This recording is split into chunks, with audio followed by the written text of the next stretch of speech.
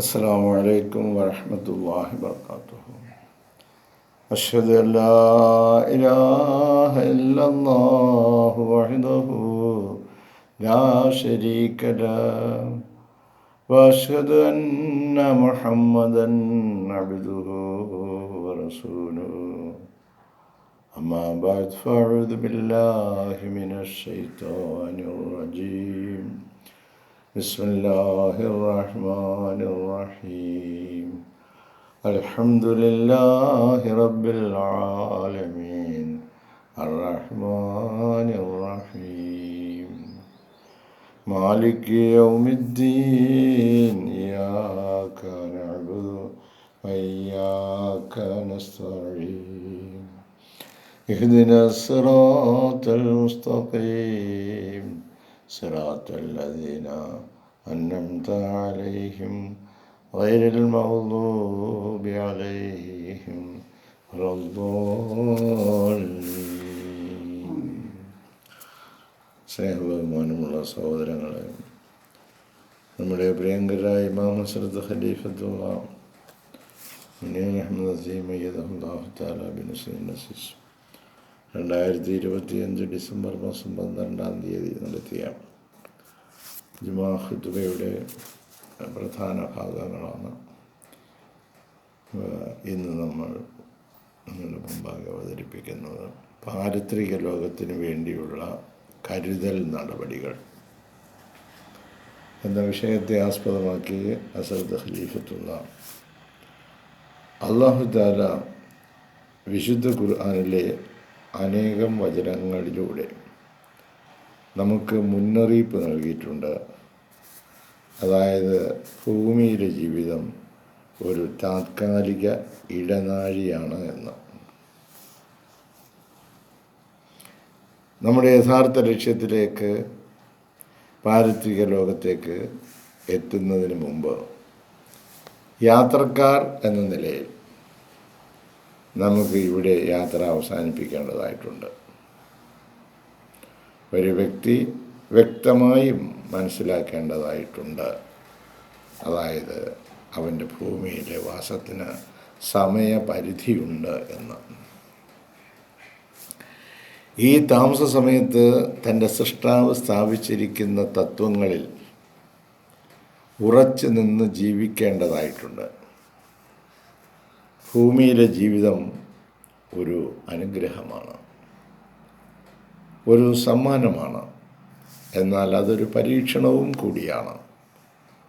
ഓരോ പ്രവൃത്തിയും, ഓരോ വാക്കും, ഓരോ ചിന്തയും വിധിനാളിൽ അള്ളാഹുവിൻ്റെ മുൻപാകെ സമർപ്പിക്കുന്നതാണ്. അല്ലാഹു തആല വിശുദ്ധ ഖുർആനിൽ പറയുന്നു, കുല്ലു നഫ്സിൻ ദായിഖത്തുൽ മൗത്ത് വഇന്നനാ തവഫൗന ഉജൂറക്കും യൗമൽ ഖിയാമത്തി. ഓരോ ആത്മാവും മരണത്തെ രുചിക്കുന്നതാണ്. വിധിനാളിൽ പൂർണ്ണ പ്രതിഫലം നൽകപ്പെടുന്നതാണ്. അപ്പോൾ മഹത്വപൂർണമായ ഒരു ചോദ്യം ഇതാ കടന്നു വരുന്നു. തൻ്റെ ആത്മാവിന് വേണ്ടി ഒരു വ്യക്തി എന്ത് കരുതൽ നടപടികളാണ് സ്വീകരിച്ചിട്ടുള്ളത്? എന്ത് കണക്കാണ് തൻ്റെ ജീവിതത്തിലെ, എന്ത് ബാക്കി പത്രമാണ് അള്ളാഹുവിൻ്റെ മുൻപിൽ അവൻ സമർപ്പിക്കുവാൻ പോകുന്നത്? അവൻ അള്ളാഹുവിൻ്റെ തൃപ്തി ലഭിക്കുവാനുള്ള പ്രവർത്തികളാണോ ചെയ്തത്? അതോ തൻ്റെ തന്നെ സന്തോഷത്തിന് വേണ്ടിയുള്ള പ്രവർത്തനങ്ങളാണോ? അതോ സാത്താൻ്റെ തൃപ്തിക്ക് വേണ്ടിയുള്ള പ്രവർത്തനങ്ങളാണോ? അല്ലാഹു തആല വിശുദ്ധ ഖുർആനിൽ നമുക്ക് മുന്നറിയിപ്പ് നൽകുന്നു. ആരാണോ അണുകിട നന്മ ചെയ്തത് അത് അവൻ കാണും.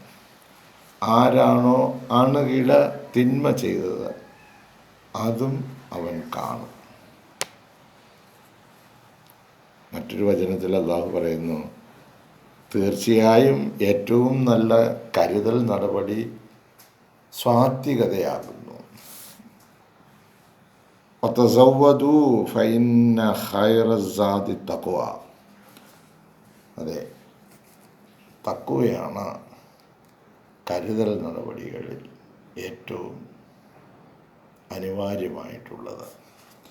ഈ വചനം ഒരു കാര്യം വ്യക്തമാക്കുന്നു: പാരത്രിക ലോകത്തിലെ കരുതൽ നടപടി ഏതായാലും ഭൗതിക സാധനങ്ങളല്ല, മറിച്ച് അത് തഖ്വ ആകുന്നു. അള്ളാഹുവിനെ ഭയപ്പെടലാണത്. തഖ്വ എന്ന് പറഞ്ഞാൽ ഒറ്റ വാക്കിൽ അതിന് മറുപടി പറഞ്ഞാൽ അത് അള്ളാഹുവിനെ ഭയപ്പെടലാണ്.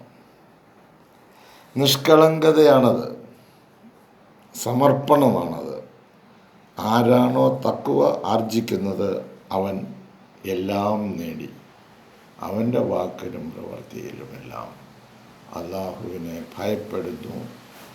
അവൻ്റെ മുമ്പിൽ ഇതെല്ലാം സമർപ്പിതമാകുന്നതാണ് എന്ന ബോധ്യം അവനിലുണ്ടെങ്കിൽ അവൻ എല്ലാം നേടി.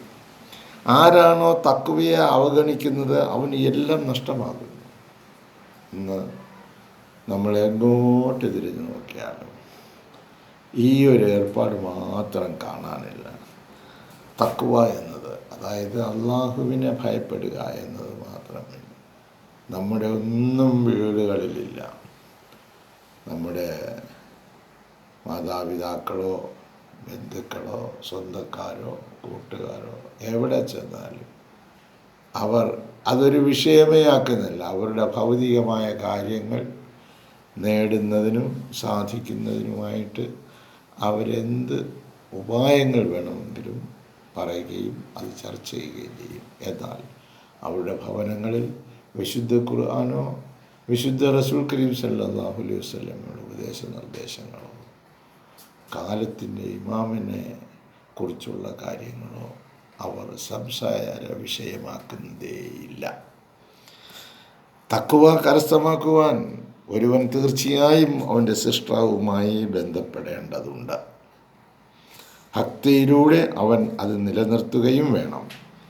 അനുസരണത്തിലൂടെ അവൻ അത് നിലനിർത്തണം. നിഷ്കളങ്കതയിലൂടെ അവനത് പ്രകടിപ്പിക്കണം. തഖ്വ കൊണ്ടർത്ഥമാക്കുന്നത് ഒരുവൻ തന്നിലും തൻ്റെ ചുറ്റിലും അവൻ്റെ സാന്നിധ്യമുണ്ട് എന്ന അവൻ്റെ ബോധ്യപ്പെടലാണ്.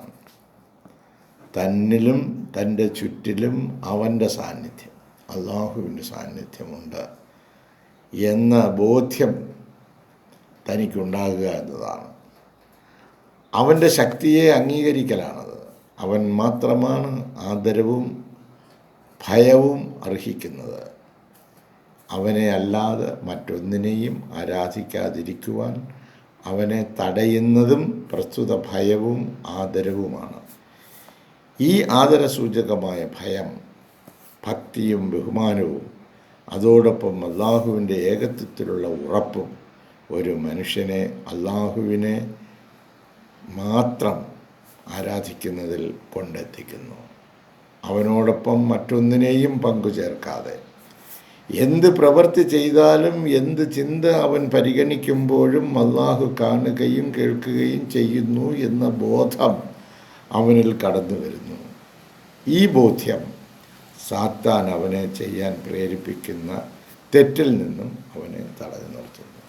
അപ്പോൾ ഈ ബോധ്യം നമുക്കുണ്ടെങ്കിൽ മാത്രമേ നമുക്ക് ഐഹിക ലോകത്ത് നിന്നും ഈ യാത്ര അവസാനിപ്പിച്ച് അള്ളാഹുവിലേക്ക് പോകുമ്പോൾ അവിടെ മുതൽക്കൂട്ടാകുകയുള്ളൂ. പോയേ പറ്റൂ. ആ മുതൽക്കൂട്ട് നേടുന്നതിന് വേണ്ടി ആയിരിക്കണം നിങ്ങളുടെ ദിനരാത്രങ്ങൾ, നിങ്ങളുടെ പരിശ്രമങ്ങൾ എന്ന് നമ്മെ ഓർമ്മപ്പെടുത്തുന്നു. അല്ലാഹു തആല സദാസമയവും അള്ളാഹുവിനെ സ്മരിക്കുവാനും അവൻ്റെ കൽപ്പനകൾക്കും അവൻ്റെ നിർദ്ദേശങ്ങൾക്കും അവൻ്റെ നിരോധനങ്ങൾക്കും അനുസൃതമായി ഭയപ്പെട്ടുകൊണ്ട് അവൻ്റെ മുമ്പിലേക്ക് നമ്മൾ ഈ യാത്ര അവസാനിപ്പിച്ച് ചെല്ലുന്നതാണ് എന്ന ബോധ്യം സദാസമയവും നമ്മിലും നമ്മുടെ ചുറ്റുപാടിലും നിലനിർത്തുന്നതിന് പര്യാപ്തമായ നിലയിലുള്ള വാക്കുകളും പ്രവൃത്തികളും നമ്മിൽ നിന്നും ഉണ്ടാകട്ടെ. അതിനുള്ള സൗഭാഗ്യം അല്ലാഹു നമുക്ക് നൽകി അനുഗ്രഹിക്കട്ടെ എന്ന് ദുആ ചെയ്യുന്നു. ജസാക്കല്ലാഹ്. അസ്സലാമു അലൈക്കും വറഹ്മത്തുള്ളാഹി വബറകാതുഹു.